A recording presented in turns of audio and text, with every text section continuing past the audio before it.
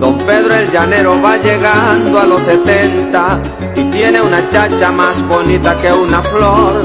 Son 15 pétalos de tersura incomparable para un gendarme que siempre fue soñador. Todos los días a las 6 de la mañana sale al encuentro del sol, y los curiosos envidiosos se preguntan ¿qué hace Pedro para cumplir su labor?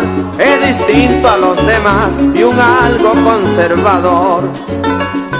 Todos los días a las 6 de la mañana sale al encuentro del sol, y los curiosos envidiosos se preguntan ¿qué hace Pedro para cumplir su labor? Es distinto a los demás y un algo conservador.